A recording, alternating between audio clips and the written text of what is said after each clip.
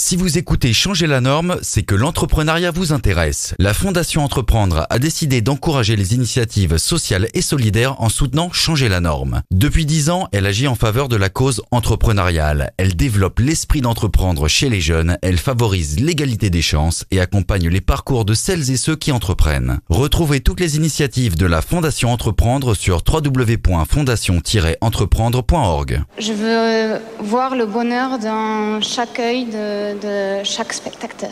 Il faut que tu respires. Moi à mon bisounours, je lui fais des bisous. C'est gentil des tout. Bonjour, je suis Flavie Després, je vous souhaite la bienvenue dans Changer la norme, le podcast de Care News dont je suis la directrice associée. Care News est le média des acteurs de l'engagement, porteurs de projets, associations, entreprises, citoyens, membres de l'ESS. Ça tombe bien, dans Changer la norme, je reçois aujourd'hui Samuel Djiboski, qui est tout cela à la fois. Très jeune, Samuel se lance dans un tour du monde de dialogue interreligieux. Puis naît son association Coexister. Changer la norme est né de la volonté de parler d'entrepreneuriat social normalement. De parcours d'acteurs inspirants bien sûr, mais aussi des montagnes russes et des mains dans le cambouis. Logiquement, je tenais à montrer Samuel sous une autre facette.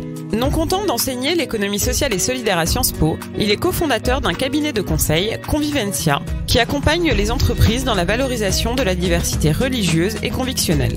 Diversité, conviction, préjugés, laïcité, religion, on est souvent en plein dedans, mais sans savoir en parler ou sans parler.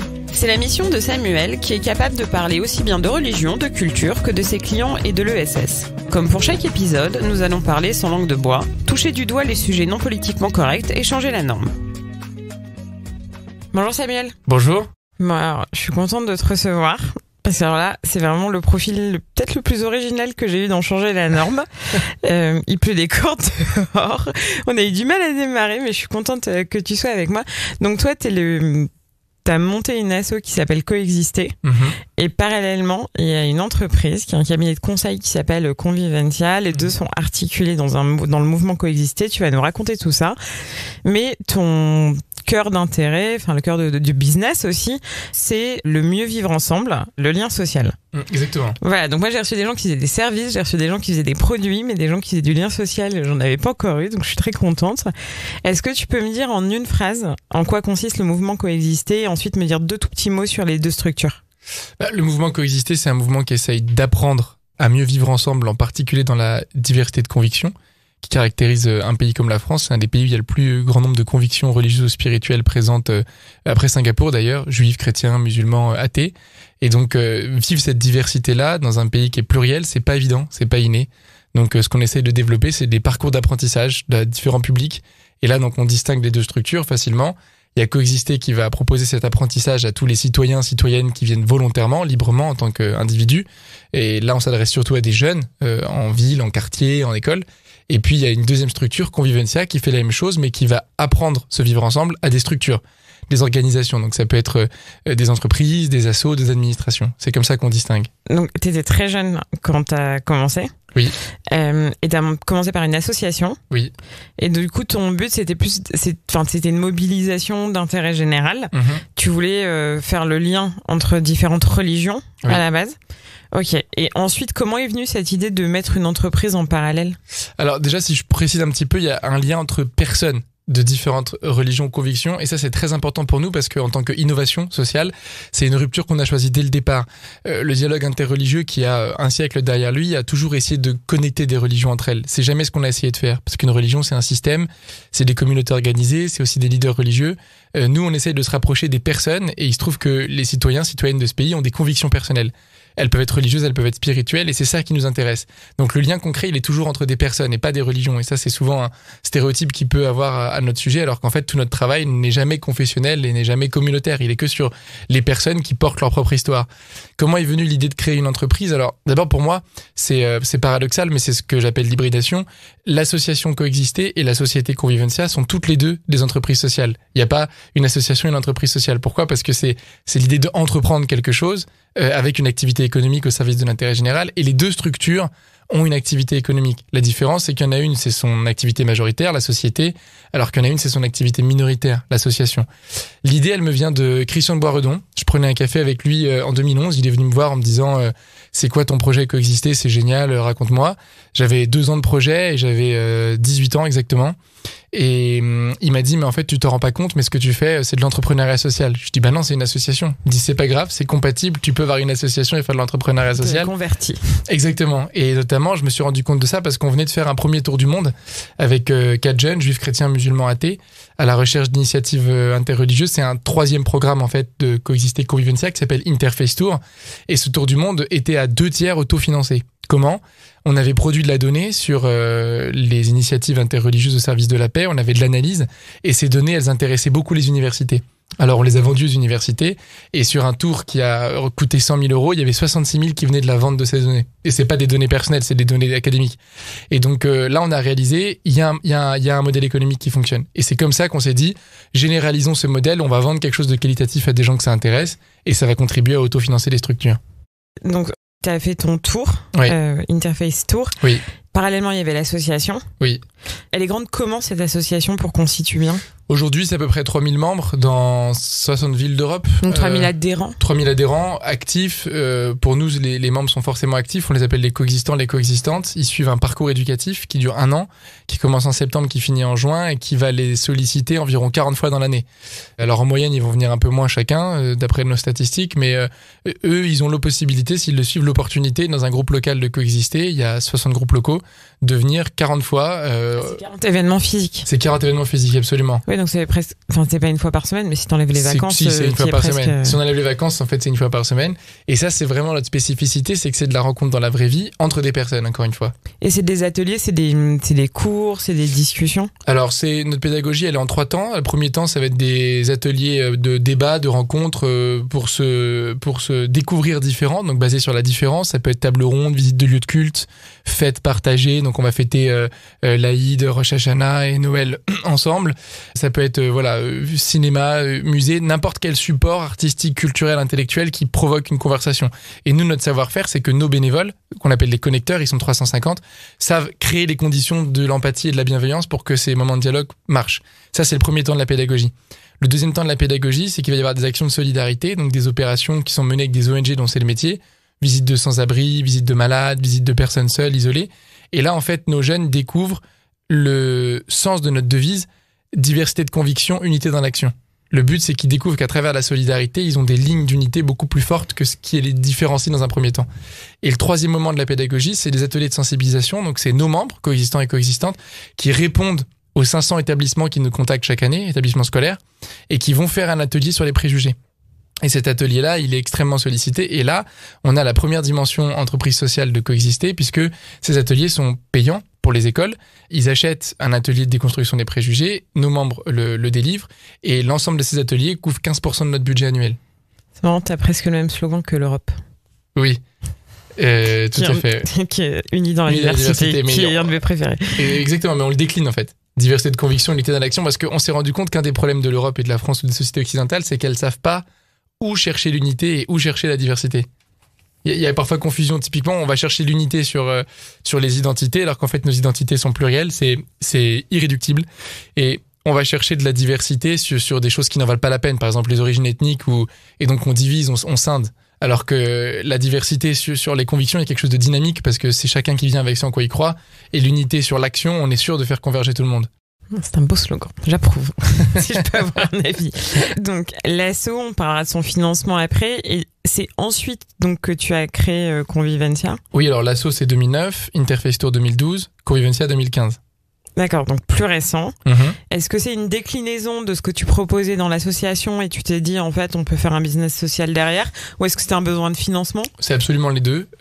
C'est d'abord proposer le même impact que coexister, mais à des structures. Parce que les structures nous permettaient de toucher de nouveaux publics. Alors, ça peut être écoles. Ça peut être, non, pas, sauf école. École, ça reste le métier de coexister parce que c'est des jeunes et donc ça reste de la pédagogie. C'est plutôt entreprise, association ou administration. C'est-à-dire des structures qui embauchent, qui ont de la masse salariale. L'intérêt pour nous de toucher ces structures, c'est que d'abord, au niveau de la vie d'une organisation, il se passe des choses singulières qui sont pas pareilles que quand on vient sur son temps libre. Et puis, il y a un public captif plus fort. Par exemple, Coexister, en 10 ans, on a accompagné 10 800 jeunes en interne qui ont été coexistants, coexistantes. Donc des adhérents. Des adhérents, exactement, 10 800. Alors que Convivencia, en 3 ans, on a accompagné 9 000 collaborateurs. Donc c'est presque pareil en 3 fois moins de temps. Pourquoi ? Parce qu'une structure professionnelle, elle a un public captif, elle dit à une flotte de collaborateurs, de managers, vous allez suivre cette formation. Et donc ça, c'est aussi très intéressant pour nous d'aller développer cet impact. Et en plus, deuxième point, tu l'as très bien dit, on découvre qu'il y a un business social derrière. J'ai une question qui n'est pas une provoque volontaire, mais est-ce que c'est un besoin de conseil qui vient des entreprises ou est-ce que c'est toi qui as dû le pousser ?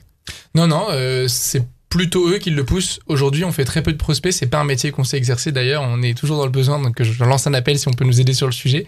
On est plutôt profil Sciences Po, on n'est pas profil éco, donc du coup on connaît pas le monde du business et le monde du travail. On est même très peu passé par l'entreprise privée, on la découvre plus comme consultant que comme stagiaire ou collaborateur.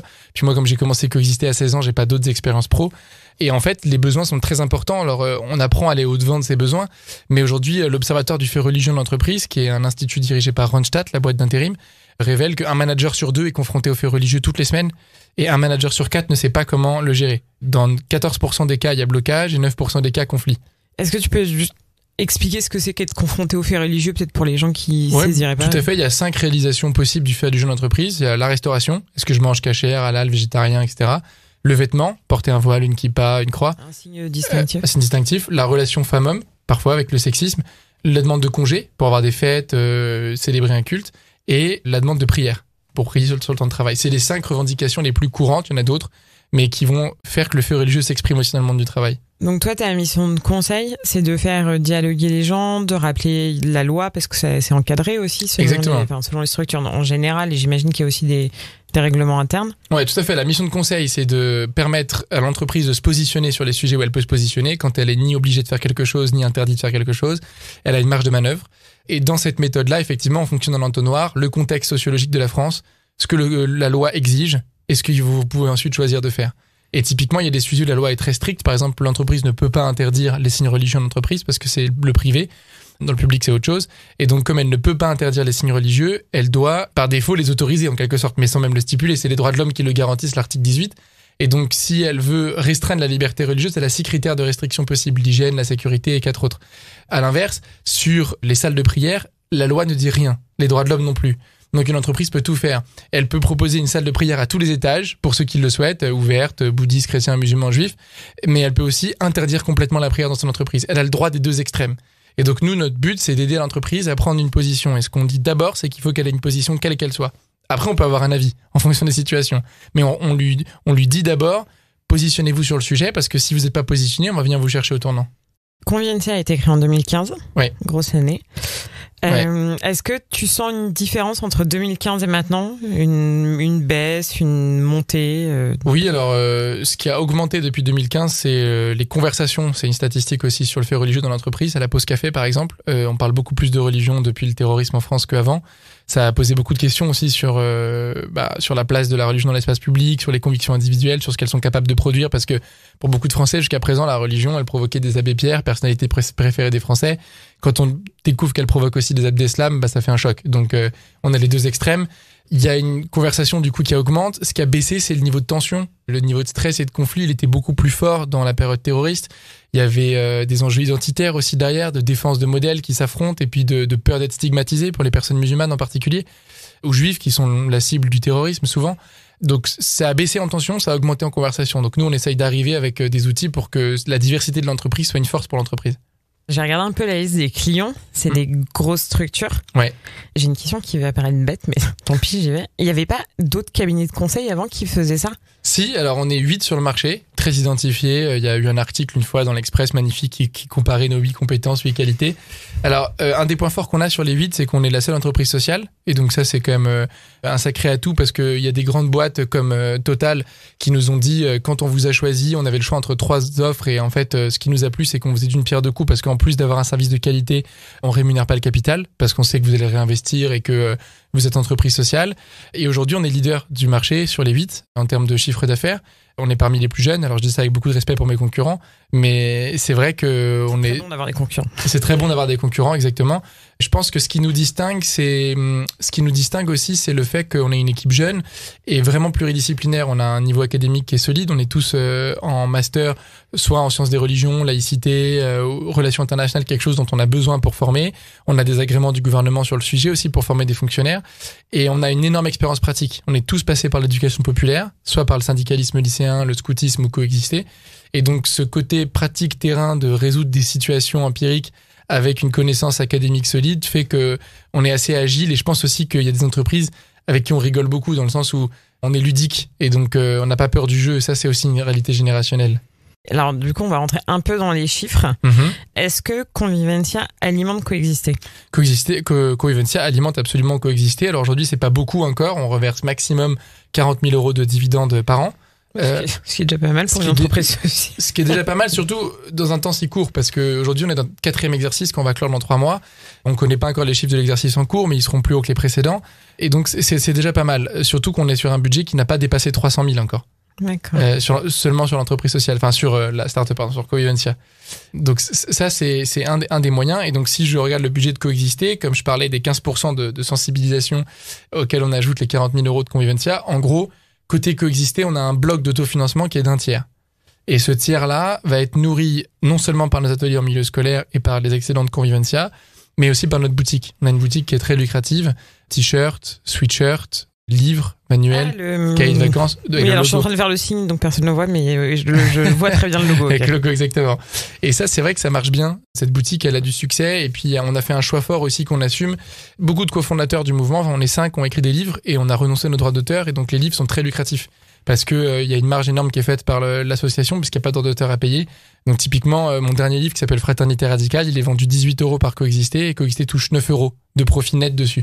Oui, la moitié. La moitié, donc ça va vite. Et il y a du mécénat d'entreprise pour Coexister ? Exactement, donc Coexister, là on a 30% d'autofinancement, ça c'est le premier bloc. Et puis on a 50% de mécénat aujourd'hui avec des très gros mécènes. Ils sont 4 en fait à couvrir les 500 000, donc c'est effectivement des très gros tickets. Ce qui s'est passé avec Coexister, c'est que le budget a considérablement augmenté ces dernières années, notamment après la période terroriste, parce que la demande a augmenté. On est à peu près sur 1 million de budget, et donc il y a à peu près 500 000 à trouver, 50%, avec 4 grandes fondations. Et est-ce que les mécènes sont des clients de Convivencia ? Oui, il y a Total qui est client de Convivencia en tant que corporate et qui est mécène de Coexister en tant que fondation, donc c'est pas les mêmes acteurs. Mais les autres, c'est 2 grandes familles et une autre entreprise et ils sont pas clients de Convivencia. Sur les clients de Convivencia, donc tu ne fais pas de prospection. Ça, pour on a bien compris, mais que tu avais déjà suffi. Enfin, vous étiez là. Il y a combien de salariés ? Par contre, on a un besoin parce qu'on n'est pas du tout en sur-régime. On est 5 CDI chez Convivencia. Avec 2... Toi, t'es en CDI chez Convivencia ? Ouais, tout à fait. Okay. Et on a 2-3 stagiaires qui tournent comme ça selon les règles possibles, mais on n'a pas de prospection encore beaucoup parce qu'on sait pas faire, mais on n'est pas au max, c'est ça que je veux dire. Donc on pourrait tout à fait prospecter et on n'est pas noyé par les demandes. Coexister est plus noyé par les demandes de côté lycée, côté collège. Là il y a une vraie noyade. Et il y a moins de... Oui, ça doit se nourrir, j'imagine, l'un et l'autre. Les 2 demandes ? De demandes. T'as pas des demandes entrantes qui arrivent chez Coexister que tu peux réorienter chez Convivencia ? Non, parce que... pragmatique, hein. Non, c'est pas possible parce que souvent les demandes Coexister, ils savent que c'est pour des jeunes publics, donc c'est collège, lycée, voire assaut de petite enfance, etc. C'est des mondes très différents et en plus, aujourd'hui, avec la doctrine Bercy qu'on respecte parce que on est bien obligé et on y tient, c'est impossible d'avoir des clients et partenaires communs entre les 2 structures, sinon il y aurait un faisceau d'indices et elles seraient fiscalisables de la même manière. Et donc, ça c'est tout le problème des structures hybrides. Exactement. Et ça m'étonne même que ça soit pas plus creusé que ça. Surtout qu'il faudrait créer un statut juridique en fait. On en parlera sur les questions finales, mais. On peut en parler maintenant. Moi, ça m'intéresse parce que il y a beaucoup de structures hybrides qui se servent elles-mêmes parce qu'elles avancent, parce que voilà, mais en même temps, ça crée un cafouillage pas possible, enfin un manque de lisibilité, que ça soit fiscal ou comptable, énorme. Et donc vous avez fait le choix d'avoir donc c'est une association, c'est pas une fondation. Non, c'est une association, ouais. Et une ESS. Ouais. Et du coup, tu m'as l'air de respecter les règles. Ah oui. Vraiment avec beaucoup d'intensité. On est sur un sujet où si on les respectait pas, quelqu'un viendrait le révéler, le prouver et nous faire couler de manière évidente. Et on le sait et on l'assume. Ouais, donc, vous êtes embêté du fait du cœur du business, du sujet ? Bien sûr, on a énormément de polémiques autour de notre sujet. On est l'objet de calomnies et de diffamations. On a plusieurs procès en cours. par des personnes qui nous soupçonnent d'être proches des frères musulmans. Et donc ça, c'est une réalité. Et notamment, j'en parlerai aussi sur la question des hommes politiques, Manuel Valls lui-même, qui l'a dit dans un article du Figaro en janvier 2016. Et ça, c'est quelque chose qu'on lui pardonnera jamais. Donc, qu'on était proche des frères musulmans. Et c'est encore quelque chose qui est dit parfois dans certains ministères. Donc, on sent que c'est un sujet qui suscite la folie, quoi. Qui suscite le manque total de discernement et la parano. Et en fait, une sorte de théorie du complot inversée, quoi. Ah, est-ce que dans le genre, enfin, je pense qu'ils m'en voudront pas, mais Singa, ils étaient bien servis aussi en termes de menaces de mort. Oui, c'est vrai, mais Singa, c'était plus sur islamo-gauchiste et puis Singa, alors je veux pas du tout nier leur souffrance, c'est mes voisins, on habite ensemble, c'est des colocs et puis c'est des très bons amis. Singa, ils ont la gauche avec eux, si je puis dire, c'est-à-dire que du côté de la gauche, tout le monde est d'accord sur le rapport aux migrations, donc il y a une sorte d'évidence, donc ils sont polarisés face à l'extrême droite. Nous, ce qui a été dur, c'est que même à gauche, on a des adversaires. Parce que la laïcité et le laïcisme, c'est un clivage qui traverse tous les partis politiques. Dans tous les partis, on a des laïcs libéraux qui défendent le fait que la laïcité, c'est la liberté religieuse. Et dans tous les partis, on a des laïcistes qui pensent que toute forme de religiosité est une dangerosité, donc une aliénation. Et ça fait qu'on n'a aucun allié. De tous les côtés, quelqu'un peut dire, attention, coexister, c'est anti-laïque, ce qui est profondément faux. Ouais, moi, ça me fait toujours un peu halluciner quand j'entends des histoires comme ça de... Mais c'est comme le rabbin. C'est pas comme si on n'avait pas du travail à faire par ailleurs. Bah bien sûr. Bref. Bon, le temps passe. On va passer sur rapidement, mais j'aimerais bien que tu me parles de ton regard sur l'économie sociale et solidaire, parce que t'es entrepreneur social depuis toujours. T'as gagné pas mal de prix. Genre, t'es pas mal dans tes HOK. Ouais, je suis fait le HOK. J'ai gagné le prix Emerging Young Leaders du département d'État américain en 2016. On a un prix Twitter aussi, meilleur influenceur positif 2016. On est La France s'engage aussi. Non, c'est bon, tu es bien labellisé. Pas mal de labels. Voilà, ça c'est chouette. Et c'est quoi ton regard sur l'économie sociale et solidaire d'aujourd'hui ? Alors aujourd'hui, l'économie sociale et solidaire, je pense qu'elle a deux défis. Le premier, c'est de rester elle-même. Le deuxième, c'est de grandir. Moi, je pense que la loi Pacte est extrêmement dangereuse. Je le dis en toute franchise. Mais vas-y, développe, ça m'intéresse. Parce que elle risque de labelliser tout et n'importe quoi. Et que les critères sont pas du tout définis, ils sont pas stricts du tout, ils sont très ouverts. Et contraindre les entreprises à avoir une raison d'être, c'est un point positif, mais ça peut être cet adage qui veut faire l'ange fait la bête. Aujourd'hui, si demain on a une entreprise sale, polluante ou qui détruit la vie de ses salariés, qui arrive à se donner une raison d'être et qui demain du coup devient une entreprise de l'innovation sociale, c'est un échec. Je pense qu'il faut qu'il y ait un secteur d'exigence qui respecte des vrais critères, comme on a su le faire en France pour les AOC, où on vérifie la qualité des produits. Il faut qu'on vérifie la qualité des entreprises. Est-ce que sur les 3 questions du partage des richesses, donc la non-rémunération du capital ou une rémunération marginale, la question de la place des salariés dans la gouvernance et leur bien-être, et la question de l'impact social et environnemental de ce qui est produit dans toute la chaîne de valeur, est-ce que sur ces 3 sujets on est exigeant ?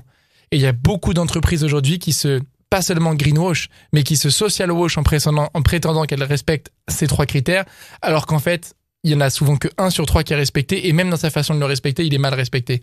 Et ça, c'est vraiment un sujet pour moi, parce que on peut pas prétendre changer l'économie si en fait on reproduit dans l'économie sociale et solidaire des erreurs qui ont été produites dans le capitalisme. Et une, pour moi, qui est la plus scandaleuse, c'est l'égalité femmes-hommes. Il y a moins d'égalité femmes dans l'ESS que dans le secteur classique. Ça, parce que bien vrai. Il y a 64% de femmes qui travaillent dans l'ESS, donc c'est beaucoup plus que le secteur privé. C'est 10 points de plus, alors qu'il y a 89% de dirigeants. Et là, c'est plus aussi. Mais moi, j'ai un associé que j'aime de tout mon cœur, et c'est un homme, et il est plus vieux que moi. Oui. Et alors, de temps en temps, t'as un peu le syndrome Jackie Kennedy, genre, est-ce que vous êtes celui qui travaille avec Flavie ? Alors là, je me sens hyper flattée, je suis Beyoncé, tout va bien. Mais t'as aussi le côté, du coup, il est où ton patron ? Mon Dieu. Mais voilà, et c'était Colombe Mandela qui m'en parlait un jour, qui disait que sa grand-mère arrêtait pas de lui dire comment va ton boss, et elle lui disait mais c'est mon associé. Et je pense que dans les mentalités c'est très compliqué qu'une femme, être une femme et plus jeune, ça te met automatiquement dans un rapport hiérarchique qui pourtant n'existe pas. Donc je pense que pour rejoindre le French Impact, c'est important que tout le monde s'y mette. Ça, je suis d'accord. Et c'est important de penser à une famille la plus large possible. Mais dans cette famille-là, il faut des moines soldats. Parce que c'est les moines soldats qui vont montrer l'exemple. C'est eux qui vont montrer vers quelle économie on va demain pour de vrai. Et dans ce sens-là, l'université de l'économie de demain, qui a eu lieu à la cité universitaire, était extrêmement pertinente parce que elle vient rappeler au MEDEF que aujourd'hui l'économie capitaliste, elle est pas prête. Et c'est pas grave. C'est nous qui allons lui montrer comment faire. Et quand elle prétend qu'elle est prête et qu'elle le fait alors qu'elle le fait pas, il y a un mensonge qui nous leurre et qui nous laisse croire qu'on résout les problèmes alors qu'en fait on continue de les aggraver. Notamment sur le fameux sujet de la rémunération du capital. On ne peut pas partager les richesses et lutter contre le changement climatique tant qu'on rémunère le capital. Parce que rémunérer le capital, c'est augmenter les profits. Et augmenter les profits, c'est augmenter la consommation, etc., etc., etc. Et ça, c'est un sujet où il faut que nous, on garde notre identité d'entrepreneurs sociaux. Aujourd'hui, il y a beaucoup d'entrepreneurs sociaux qui commencent à rémunérer le capital à la marge. Vraiment, je les invite, et je sais qu'ils le sont, à être ultra vigilants. Quel pacte d'actionnaires, quelle part de la boîte ils donnent, quel retour sur investissement, quelles règles, qui a le droit de racheter. Parce que si on se perd là-dessus, on reproduit les mêmes modèles qu'avant. Et le deuxième défi de l'ESS, c'est de grandir. Et je pense qu'il a 3 moyens de grandir. Le premier, c'est l'impact investing, en développant des investisseurs qui acceptent d'être rémunérés moins que des investisseurs capitalistes. Parce qu'ils savent qu'on ne peut pas être rémunéré au même rythme qu'avant. La croissance a ses limites. Donc ça, c'est les premiers héros, les investisseurs de l'impact investing.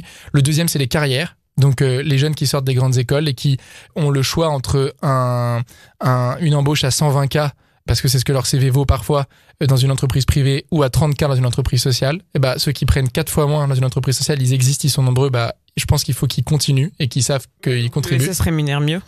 À terme. Aujourd'hui, c'est pas possible. Et parce que le secteur est pas assez solide. Mais quand il le pourra, bien sûr qu'il faudra. Et le troisième canal, c'est la consommation. Aujourd'hui, il y a beaucoup d'entreprises sociales qui vendent des produits. Tu parlais au début que les entrepreneurs sociaux qui étaient venus avant, ils vendaient pas du lien comme moi. Le lien, c'est invisible.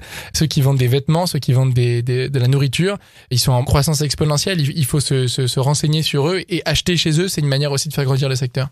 J'ai une question mais hyper rapide sur le statut hybride dont on a parlé avant. Selon toi, c'est quoi du coup le statut hybride idéal ? Il faudrait un statut juridique nouveau qui arrête de créer la confusion entre la lucrativité et l'intérêt personnel. On peut être lucratif sans nourrir l'intérêt personnel. Et cette confusion, aujourd'hui, elle est dangereuse parce qu'on taxe une entreprise, une société, quelle qu'elle soit, sous prétexte que parce qu'elle est lucrative, elle va nourrir l'intérêt personnel. Ce qui est faux. Ce qui est profondément faux. Une entreprise sociale qui, justement, parce qu'elle est moins de soldats, ne rémunère pas le capital, elle ne nourrit pas l'intérêt personnel. Donc le caractère commercial d'une activité ne dit rien de l'intérêt personnel, ça peut être de l'intérêt général. Et à l'inverse, on a découvert qu'il existe aussi des scopes qui sont prétendument d'intérêt général et qui en fait font du capitalisme à plusieurs. Et donc ça, c'est très important que Bercy, il faut des hauts fonctionnaires qui repensent ce clivage historique entre le non lucratif et le lucratif. Il faut créer une zone centrale, ce que les Anglais appellent le third sector, ce que les Américains appellent le not for profit, qui n'est pas le non-profit. C'est-à-dire que le not for profit, c'est on fait du profit, mais c'est pas pour ça qu'on en fait. Bah écoute, prions, donc c'est un hyper mauvais. C'est à cause de coexister. pour qu'ils entendent. Parfois, on a des tics de langage qui veulent dire beaucoup de choses. Ouais. On va passer aux questions finales. Ouais. Il faut que tu me répondes rapidement et en quelques mots. Ok. Donc là, c'est un peu contexte loi Pacte. Quelle est la raison d'être de coexister de Convivencia ? Créer du lien entre personnes de différentes convictions. L'homme ou la femme politique que tu voudrais convaincre ? Manuel Valls, qu'on n'est pas proche des frères musulmans. Il y a un petit sujet là.